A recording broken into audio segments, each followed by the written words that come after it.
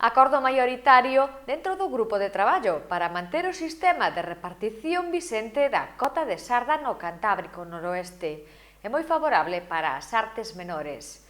A secretaria xeral de Pesca, Alicia Villauriz, presidiu onte a reunión do grupo de traballo da pesqueira da Cabala no Cantábrico Noroeste, onde se abordou a planificación da campaña 2020. A campaña da sarda para o 2020 ven marcada polo incremento da cota de España nun 41% que beneficia a todas as frotas en base ás reparticións establecidas segundo o Plan de Xestión Vixente do Cantábrico Noroeste e sitúa a cota disponible total no rango máis alto da serie histórica, unhas 35.000 toneladas. A secretaria xeral de Pesca presentou onte ao sector unha proposta para a xestión das cotas adicionais que proveñen de intercambios con outros Estados membros no grupo de traballo da pesqueira do Cabala no Cantábrico e Noroeste, onde se abordou a planificación da campaña 2020, unha campaña que seguirá co reparto por históricos. Nesta reunión celebrada na sede da Secretaría Xeral de Pesca participaron os presidentes das federacións de confrarías deste caladoiro e representantes do sector de todas as modalidades que capturan esta especie nesas augas. Decidiron na Secretaría Xeral de Pesca foi non cambiar o criterio de reparto. O que si se fai é cambiar un pouco o sistema do que tiñamos dos FAPs, dos intercambios con outros países e con outros Estados membros, pois do que se conseguira íbamos a facer outra forma de reparto, non? Que era moito máis factible. E a forma de reparto que se fixo era deixar un 60% para outras artes e un 40% para todas. O sea que arrastre cerco quedarían dentro dese 40% e artes menores quedaría dentro do 60% e máis dentro do 40% tamén, un pouco tamén, non?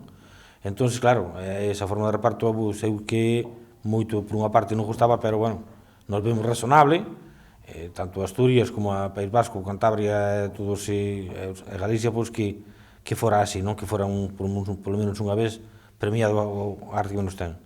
Sabemos que non sabemos a cantidade exacta que tampouco que temos de SWAPs aínda, pero, bueno, calculamos que quedarán sobre unhas 1.500 toneladas, máis ou menos, non? No grupo de traballo destacouse o notable incremento da cota da que dispoñerá España no presente 2020, un 41% que se sitúa no rango máis alto da serie histórica. Este incremento beneficiará a todas as frotas que participen nesta pesqueira que se desenvolve de maneira moi intensa no caladoiro, fundamentalmente dende febreiro a maio. Continuará novamente co reparto por históricos. Sí, sigue igual. Esa é unha parte das que, xa te digo, que non quixemos tocarlle a esa parte, porque é unha parte moi delicada, nós sabemos que é moi complicada, porque cada comunidade autónoma ten a súa forma de traballo, ten os seus históricos de traballar unhas cousas e outras, e sabemos que iso que hai que estudialo ben, hai que meditalo moi ben, é unha cousa moi difícil. O que si estamos de acordo, a maioría era pois, nos FAF, nos outros intercambios, si tocarlle a forma de reparto, non? Como se lle fixo. Hai importantes novidades no reparto da pesca dirixida e pesca accidental. Na provincia da Coruña, o que quedou para pesca dirigida, nos puxemos un 50%. Foi a forma de reparto que se decideu, como o ano pasado.